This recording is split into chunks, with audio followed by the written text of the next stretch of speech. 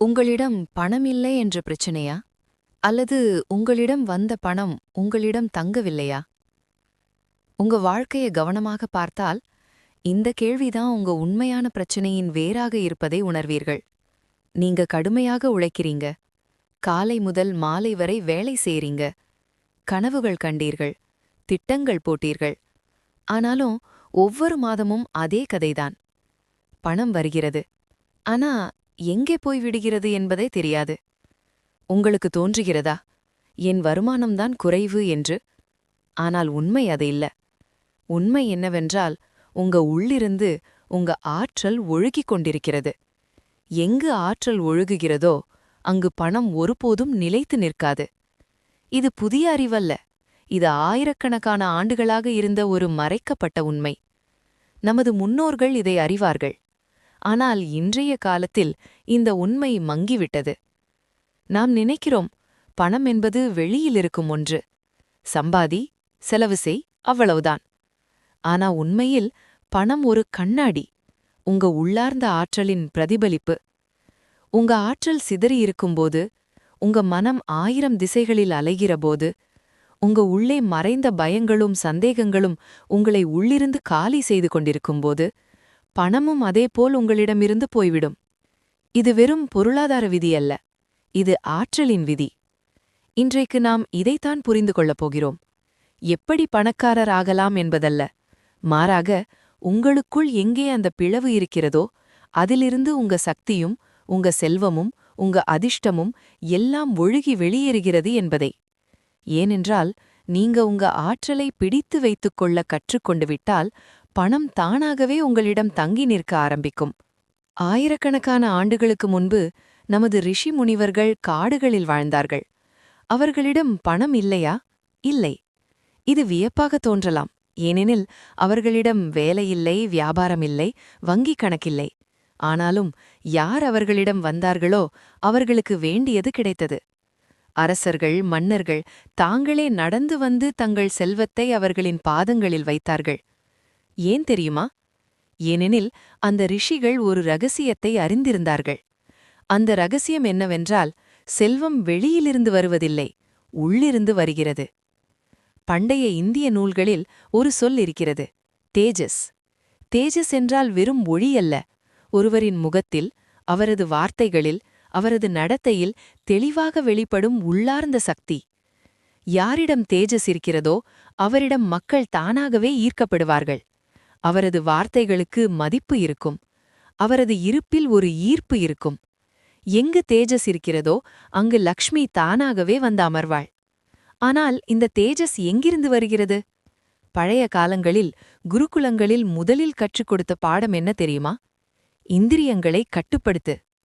ஏனெனில் இந்திரியங்கள் கட்டுப்பாடின்றி இருந்தால் ஆற்றல் எல்லா திசைகளிலும் பாய்ந்துவிடும். கவனம் சிதறும். ஆசைகள் முடிவில்லாமல் பெருகிவிடும். நீங்க 100 துளைகள் உள்ள ஒரு பாத்திரம் போல ஆகிவிடுவீர்கள். எவ்வளவு ஊற்றினாலும் அது காலியாகத்தான் இருக்கும். இன்றைய சமூகம் இந்த உண்மையை மறந்துவிட்டது. இன்று நமக்கு சொல்லப்படுகிறது, அதிகம் சம்பாதி, அதிகம் செலவு செய், அதிகம் அனுபவி. எங்கும் விளம்பரங்கள், எங்கும் ஆசையை தூண்டும் விஷயங்கள். ஒவ்வொரு நொடியும் யாரோ உங்க கவனத்தை இழுக்க முயற்சிக்கிறார்கள். உங்களை அறியாமலேயே உங்க ஆற்றலை 1000 துண்டுகளாக பிரித்து விடுகிறீர்கள். முன்பு மக்கள் ஆற்றல் மிக்கது என்று அறிந்தார்கள். அதனால் அதை பாதுகாத்தார்கள். தேவைப்பட்டால் மட்டுமே பயன்படுத்தினார்கள். ஆனால் இன்று நாம் முடிவில்லாதவர்கள் என்று நினைக்கிறோம். நாம் சோர்வதில்லை என்று நினைக்கிறோம். எதையும் செய்யலாம் என்று நினைக்கிறோம். இந்த மாயையில் நாம் நம்மையே காலி செய்து விடுகிறோம். ஒரு விஷயம் தெளிவாக புரிந்து கொள்ள வேண்டும். பணம் வெறும் காகிதம் அல்ல. அது ஆற்றல் பரிமாற்றத்தின் சின்னம். நீங்க ஏதாவது வாங்கும்போது நீங்க பணம் மட்டும் கொடுக்கவில்லை, உங்க ஆற்றலின் ஒரு பகுதியை கொடுக்கிறீர்கள். நீங்க பணம் சம்பாதிக்கும்போது நீங்க பணம் மட்டும் பெறவில்லை, யாரோ ஒருவரின் ஆற்றலை பெறுகிறீர்கள். அதனால்தான் பழைய காலத்தில் வியாபாரிகள் கடை திறக்கும் முன் பூஜை செய்தார்கள். அவர்கள் அறிந்திருந்தார்கள், இது வெறும் வியாபாரம் அல்ல, இது ஒரு புனிதமான பரிமாற்றம்.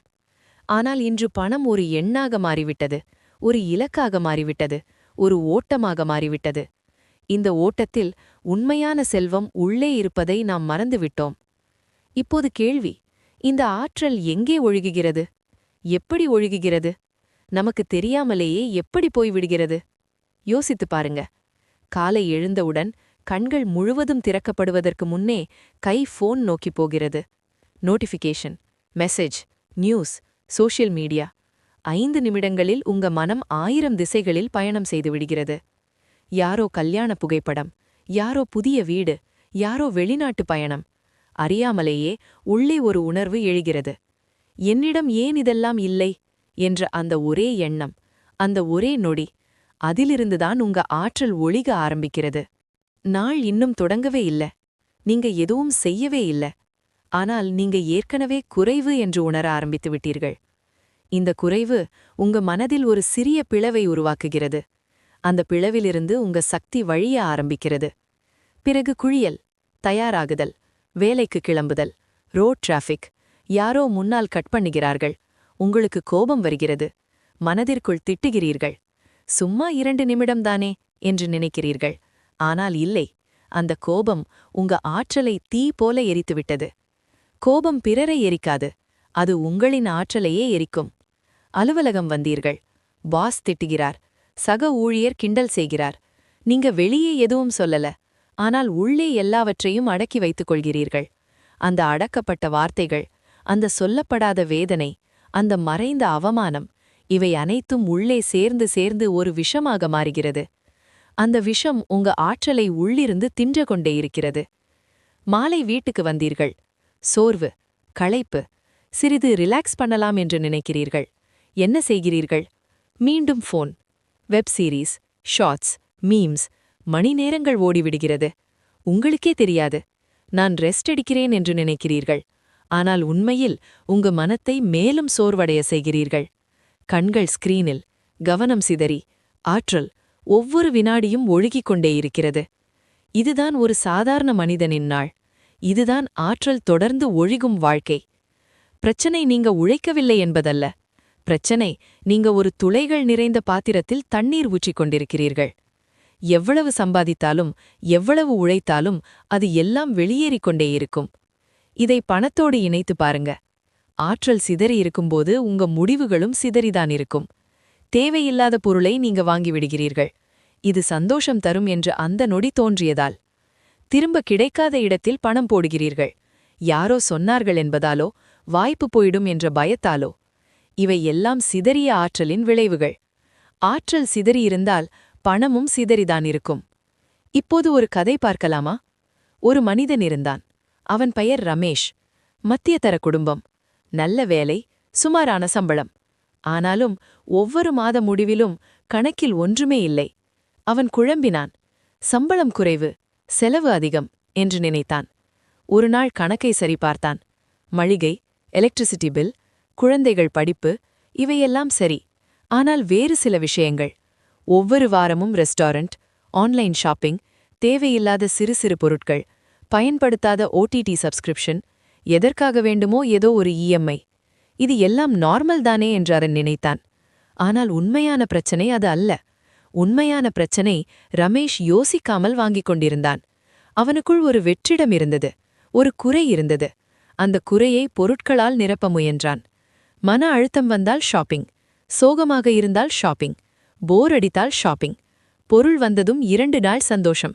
பிறகு மீண்டும் அதே வெற்றிடம், மீண்டும் ஒரு பொருள். இது ஒரு வளையம், ஒரு வலை.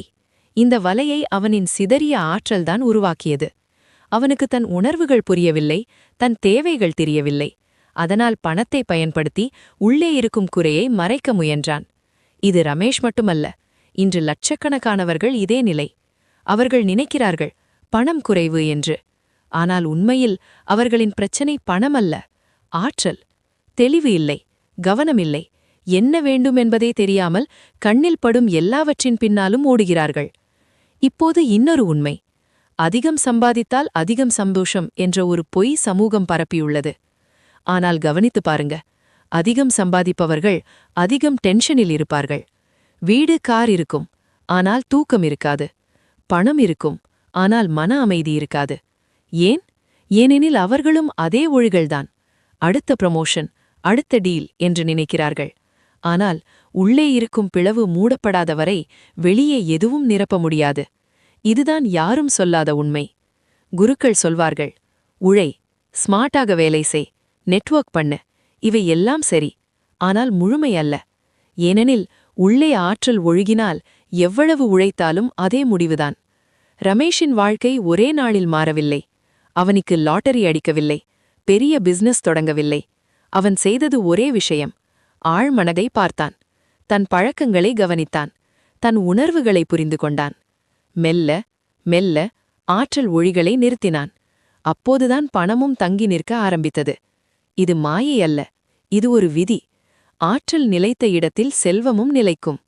இப்போது உங்களுக்கு தெரிந்துவிட்டது, பிரச்சனை பணம் அல்ல, பிரச்சனை ஆற்றல் ஒழிகள். உள்ளே சிதறினால் வெளியே எல்லாம் சிதறும். உள்ளே தெளிவாக இருந்தால் பணம் உங்களை சேவிக்கும். நம் முன்னோர்கள் இதை அறிந்திருந்தார்கள். என்றும் தாமதமாகவில்லை. இன்றே முடிவெடுங்கள். நான் என் ஆற்றலை காப்பேன். அன்றே பணம் உங்களை தேடும். இப்போது செல்லுங்க, உள்ளே பாருங்க, அந்த ஒழுகலை கண்டுபிடியுங்க. மெதுவாக, பொறுமையுடன், அன்புடன்.